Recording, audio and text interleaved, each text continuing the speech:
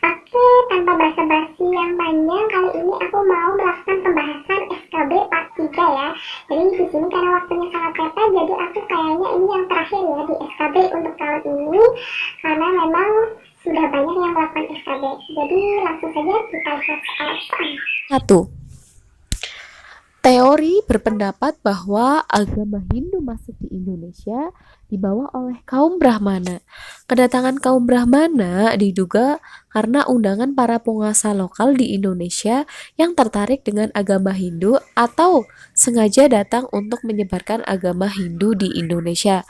Teori tersebut dikemukakan oleh A. Van Leur, B. N. J. Krom, C. R. Semayundar, D. Van Weber atau E. F. D. Kabos.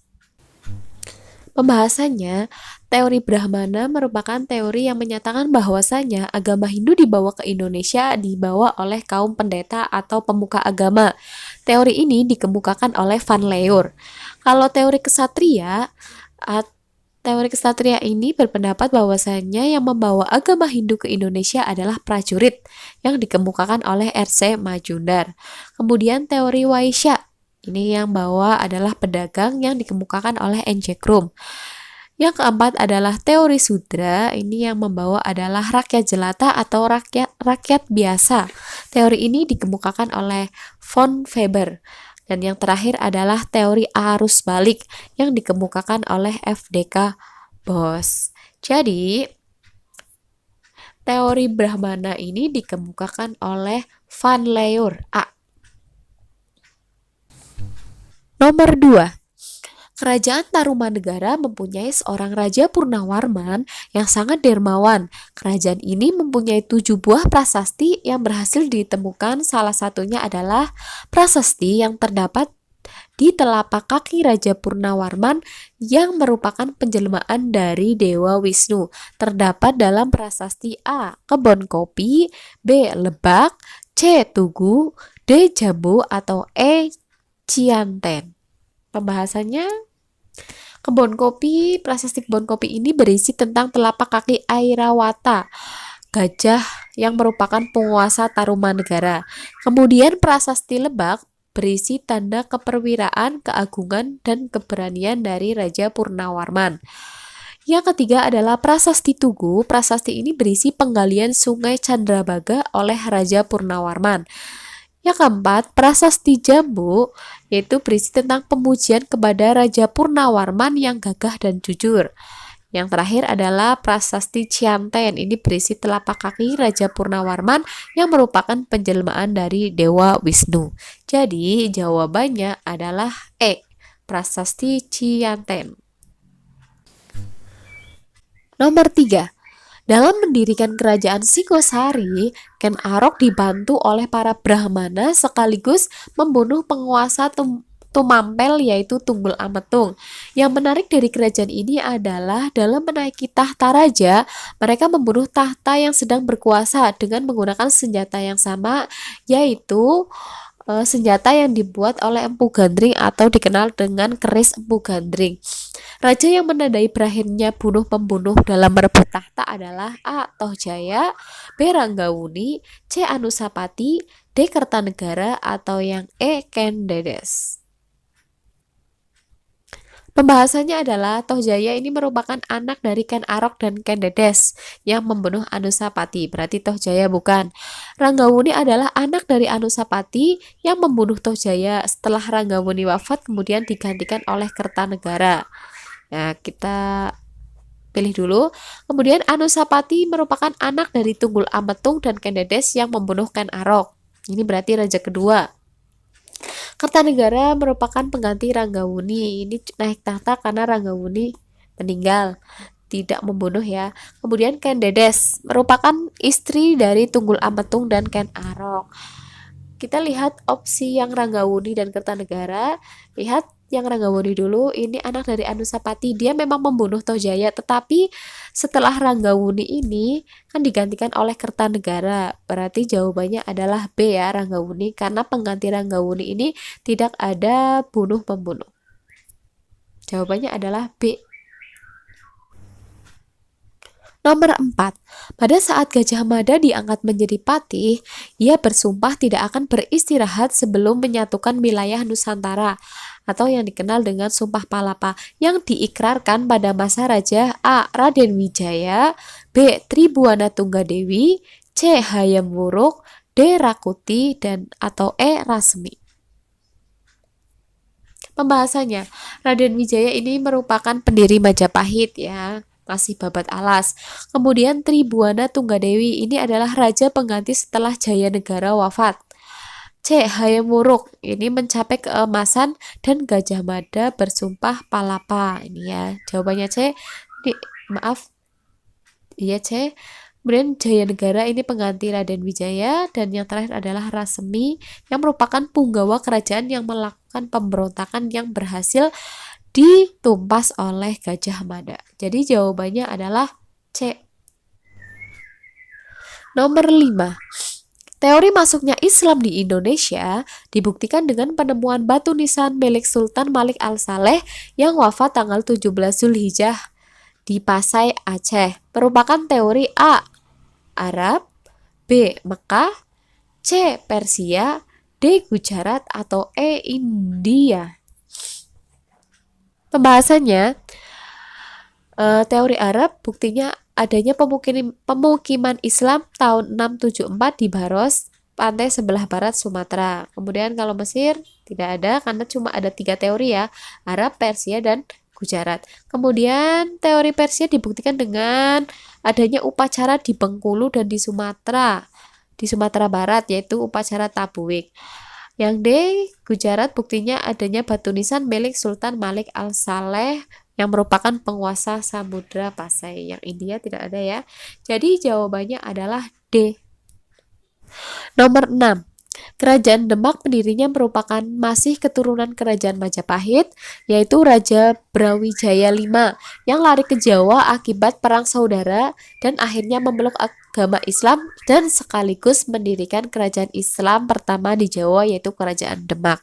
Perkembangan Islam yang cepat di Jawa karena ada campur tangan dari Wali Songo yang menyebarkan agama Islam di Jawa. Salah satunya adalah Wali Songo yang menyebarkan dengan media wayang adalah A. Sunan Derajat, B. Sunan Ampel, C. Sunan Kalijaga, D. Sunan Bonang, atau S. Sunan Muria. Kalian bisa lihat pengalaman aku tahun lalu, penyebaran Islam yang menyebutkan Wali Songo itu ada 2. Yang pertama ini yang menggunakan media wayang, yang kedua adalah penciptaan lagu Lir Ilir. Itu diciptakan oleh Sunan siapa? Silakan kalian baca di sini menggunakan medianya apa. Yang jelas untuk yang menggunakan media wayang adalah C. Sunan Kalijaga. Nomor 7.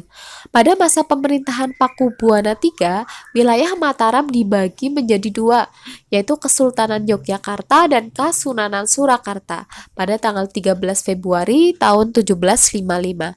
Hal ini tidak terlepas dari campur tangan Belanda dalam wilayah Kerajaan Mataram dengan politik adu dombanya. Hal itu termuat dalam perjanjian A. Tuntang, B. Kalijati, C. Linggarjati, D. Giyanti, atau E. Rumroyen. Pembahasannya, perjanjian Tuntang yaitu isinya tentang penyerahan kekuasaan dari Belanda ke Inggris. Yang dimaksud di sini adalah yang diserahkan adalah Indonesia. Yang kedua adalah Kalijati, yaitu penyerahan kekuasaan Belanda. Maksudnya penyerahan kekuasaan Nusantara dari Belanda ke Jepang. C. Linggarjati, yaitu perjanjian antara Indonesia dengan Belanda, isinya wilayah RI meliputi Jawa, Sumatera, dan Madura. D. Perjanjian Giyanti, Mataram dibagi menjadi 2, yaitu Kesultanan Yogyakarta dan Kasunanan Surakarta. Jadi jawabannya adalah D. Atau yang terakhir itu ini Rumproyen ya, untuk menghentikan gerilya dan bersiap ke KMB. Jawabannya adalah D. Nomor 8. Jatuhnya Konstantinopel ke tangan Turki Utsmani tahun 1453 mengakibatkan hubungan perdagangan antara Eropa dan Asia Barat terputus. Dikuasainya Konstantinopel tersebut berarti berakhirlah riwayat Kekaisaran Romawi, sehingga pusat perdagangan rempah-rempah di Istanbul dikuasai oleh para pedagang Islam. Bagi masyarakat Eropa, rempah-rempah merupakan kebutuhan vital. Jatuhnya kota Konstantinopel menyebabkan harga rempah-rempah melambung tinggi. Tujuan awal masuknya bangsa Barat atau Eropa ke Nusantara selain mencari rempah-rempah juga dilatar belakangi oleh A. Semangat mewujudkan 3G yaitu Gold, Glory, dan Gospel. B. Berakhirnya masa kegelapan Dark Age. Atau C. Munculnya semangat Renaissance atau zaman pencerahan. D. Memperkenalkan penemuan-penemuan baru. Atau E. Keinginan memperkenalkan budaya Barat di Asia. Jadi jelas ya, jawabannya adalah A, mewujudkan 3G Gold, Glory, Gospel. Mencari rempah-rempah, mencari kejayaan, kemudian menyebarkan agama Nasrani. Nomor 9. Perbedaan pendapat antara golongan tua dan golongan muda mengenai waktu pelaksanaan proklamasi kemerdekaan Indonesia menyebabkan terjadinya peristiwa A. Rengas Dengklok, B. Medan Area, C. Bandung Lautan Api, D. Pertempuran Ambarawa, atau E. Insiden Bendera. Jawabannya jelas ya, yaitu peristiwa Rengas Dengklok ini peristiwa karena antara golongan muda dan golongan tua itu terjadi perbedaan pendapat. Masing-masing mempunyai argumen sendiri-sendiri bahwasanya menurut golongan muda kemerdekaan harus dilaksanakan secepatnya karena Jepang telah kalah terhadap sekutu. Dengan menyerahnya Jepang terhadap sekutu berarti kan Jepang sudah tidak ada lagi kekuatan di Indonesia. Maka dari itu pada waktu itu yang Sultan Syahrir yang mendengar berita kekalahan Jepang langsung menghubungi kawan-kawannya untuk segera membujuk golongan tua memproklamasikan kemerdekaan Indonesia secepat mungkin. 10. Peristiwa Bandung Lautan Api dilatar belakangi oleh A. Pendirian pos-pos militer sekutu di Bandung, adanya keinginan untuk membentuk pemerintahan daerah otonom, C. Kekecewaan penduduk Bandung terhadap pemerintah pusat, D. Adanya penghinaan terhadap bendera Indonesia, atau E. Adanya ultimatum dari sekutu untuk mengosongkan Bandung. Jawabannya adalah E, adanya ultimatum dari sekutu untuk mengosongkan Bandung. Jadi tanggal 23 Maret tahun 1946 pihak sekutu kembali mengeluarkan ultimatum. Isinya agar TRI mengosongkan seluruh kota Bandung dan mundur keluar kota dengan jarak 11 km. Kemudian Kolonel Abdul Haris Nasution sebagai komandan divisi 3 Siliwangi menginstruksikan rakyat untuk mengungsi. Malam harinya, bangunan-bangunan penting mulai dibakar dan ditinggalkan mengungsi ke Bandung Selatan oleh sekitar 200.000 warga. Peristiwa ini kemudian dikenang dan diciptakanlah Mars Halo Halo Bandung. Nomor 11. Latar belakang dekret Presiden 5 Juli tahun 1959 adalah A. Kembali ke Undang-Undang Negara Republik Indonesia tahun 45, B. Membentuk konstituante, C. Membentuk DPR, MPRS, dan DPAS. D. Melaksanakan pemerintahan demokrasi terpimpin.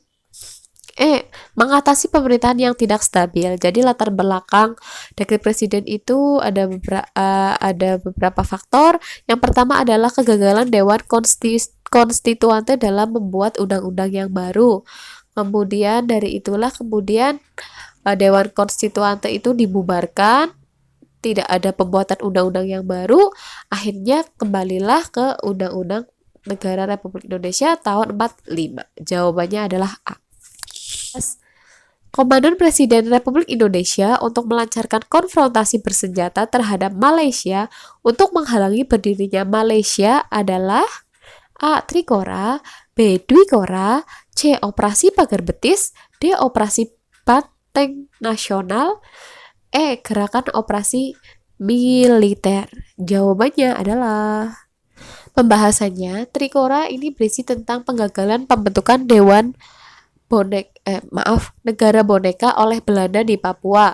Kemudian isi yang kedua, kibarkan merah putih di Irian Barat. dan bersiap untuk mobilisasi untuk mempertahankan kemerdekaan, bukan trikora ya. Kemudian yang kedua dwikora, itu berisi tentang perjuangan revolusioner untuk menghalangi berdirinya negara boneka Malaysia. Jawabannya adalah dwikora. Kalian juga bisa lihat, siapa tahu besok yang keluar adalah operasi Pagar Betis maupun Banteng Negara atau operasi GOM 3, gerakan operasi militer 3. Nomor 13, berbagai perdebatan yang terjadi ketika sedang dilaksanakan sidang BPUPKI mengenai dasar negara yang nantinya akan dipakai Indonesia ketika merdeka.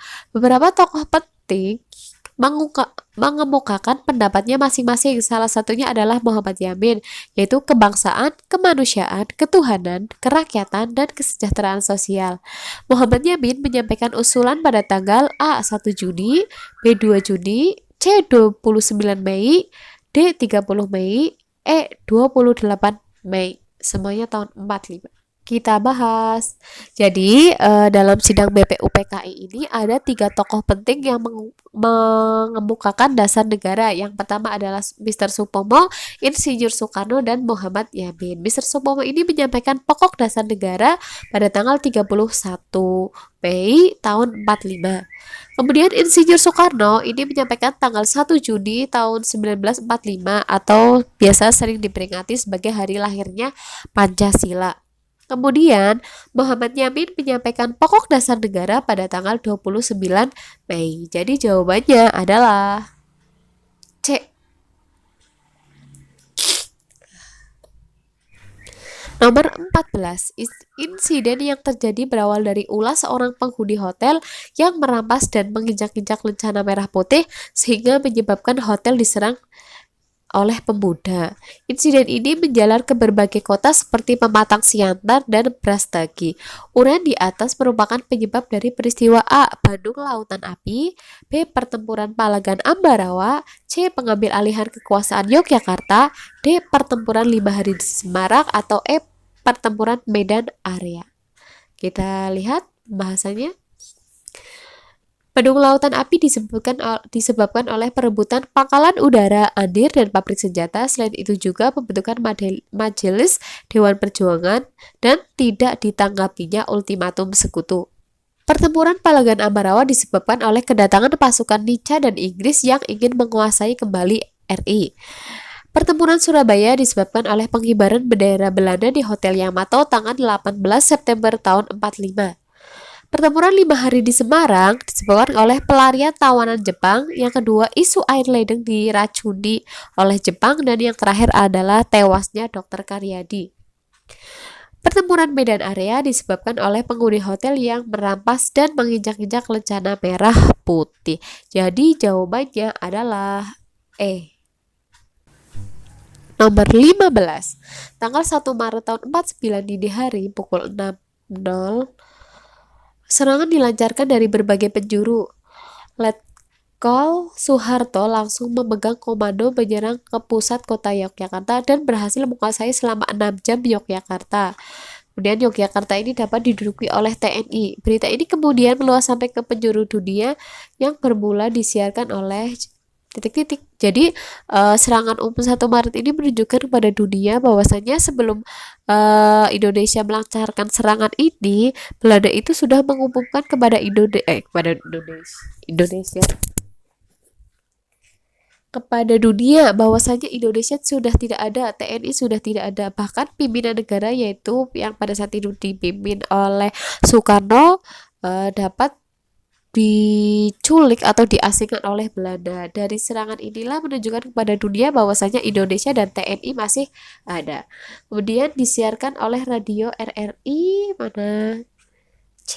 Gunung Kidul. Terima kasih. Mohon maaf kalau ada salah-salah ya. Maaf juga ini suaranya lagi gak enak.